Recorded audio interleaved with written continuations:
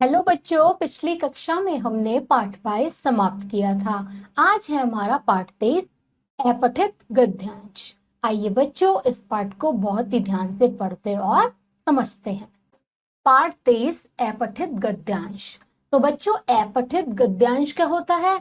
अपठित गद्यांश में वो गद्यांश होता है जो हमने ना पढ़ा हो, यानी कि वो कहीं मतलब हमने पुस्तक में जो भी पाठ आए हैं वो हम नहीं पढ़ चुके, उस गद्यांश को हमने नहीं पढ़ा हो। आइए देखते हैं इस पाठ को। वह गद्यांश जिसे छात्र ने अपनी पाठ्य पुस्तक में न पढ़ा हो उसे अपठित गद्यांश कहते हैं। परीक्षा में एक अपठित गद्यांश अवश्य होता है, उस पर आधारित प्रश्नों के उत्तर देने होते हैं। इससे छात्र की बुद्धि का चहुमुखी विकास होता है। प्रश्नों का उत्तर देने से पहले गद्यांश को 2-3 बार अच्छी तरह पढ़ना चाहिए और महत्वपूर्ण बिंदुओं को रेखांकित कर लेना चाहिए। प्रश्न का उत्तर गद्यांश के आधार पर ही दें, अपनी तरफ से उसमें कुछ भी न जोड़ें। तो बच्चों, अपठित गद्यांश क्या होता है? जो हमने ना पढ़ा हो और हमारी परीक्षा में एक अपठित गद्यांश जरूर आता है जिसके आधार पर हमसे प्रश्न पूछे जाते हैं। और इससे क्या होता है? इससे हमारी यानी कि बच्चों की बुद्धि का विकास होता है। और हमें क्या करना चाहिए? उस प्रश्न के उत्तर गद्यांश को पढ़कर सटीक और महत्वपूर्ण बिंदुओं के द्वारा देने चाहिए। आइए देखते हैं। अब अभ्यास के लिए निम्नलिखित गद्यांश को पढ़िए। अब बच्चों, यहाँ पे एक हमें गद्यांश दिया है, उसको पढ़ते हैं। जैसे कि वृक्षों से मानव को अनेक लाभ हैं। सूर्य के प्रकाश में वृक्ष अत्यधिक मात्रा में ऑक्सीजन का निर्माण करते हैं जिससे वातावरण की अशुद्धि होती है। वृक्ष भूमि को मरुस्थल होने से बचाते हैं।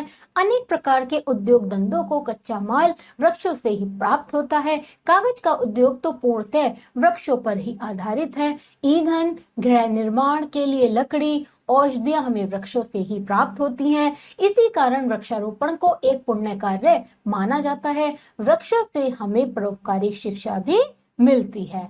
तो यहाँ क्या है? गद्यांश में वृक्षों के बारे में बताया है कि वो हमारे लिए क्यों जरूरी है, उससे हमें क्या क्या मिलता है। जैसे कि वो हमें ऑक्सीजन देते हैं और उससे हमें लकड़ी प्राप्त होती है, कागज भी प्राप्त होता है, कुछ औषधियां भी प्राप्त होती हैं आदि। आइए बच्चों, अब देखते हैं इसके आधार पर प्रश्न कैसे मिलते हैं हमें। प्रश्न दिए हैं, पहला देखते हैं, वृक्षों से हमें क्या लाभ है? तो वृक्षों से हमें क्या लाभ है, इसका उत्तर क्या है? इसका उत्तर हमें इस गद्यांश में ही मिलेगा।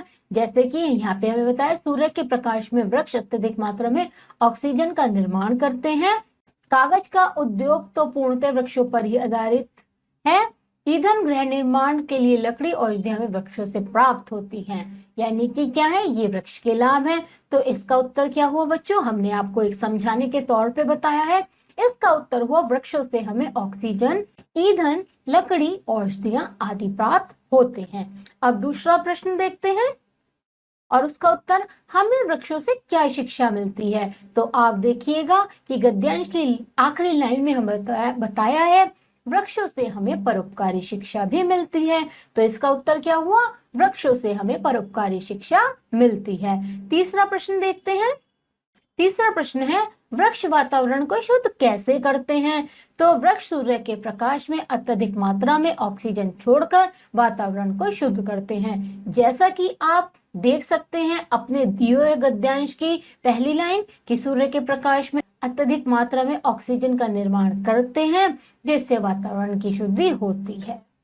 चौथा प्रश्न क्या दिया? वृक्ष के 3 पर्यायवाची लिखिए। तो ये आपको पर्यायवाची वैसे भी याद होते हैं, तो इसलिए वृक्ष का आप पर्यायवाची लिखेंगे तरु, बिटप, पेड़। पांचवा है, उपयुक्त गद्यांश का उचित शीर्षक लिखिए। तो हमें इस गद्यांश से क्या समझ में आ रहा है? हमें सारी चीजें वो बताई हैं जो हमें पेड़ पौधों से प्राप्त होती हैं, उनके लाभ बताए हैं। तो इसका शीर्षक क्या हो सकता है? वृक्षों की उपयोगिता। उसका हमें उपयोगी तो बता है। तो इस तरीके से हमें अपठित गद्यांश को पढ़कर प्रश्नों का उत्तर देना होता है। अब इसके बाद आता है हमारा अब बताइए।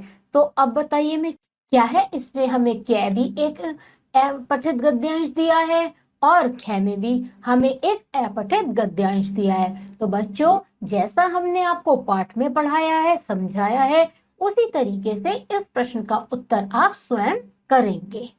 और बच्चों, इसी के साथ हमारा यहाँ पे यह पाठ समाप्त होता है। बच्चों, मुझे लगता है आप सभी को पाठ 23 अपठित गद्यांश का बहुत ही अच्छे से समझ में आया होगा। अब आप सब बच्चे क्या करेंगे? आप सब बच्चे इस पाठ का बहुत ही अच्छे से अभ्यास करेंगे और हम आपको मिलेंगे अगली कक्षा में। तब तक के लिए आप सभी बच्चे अपना ध्यान रखिए।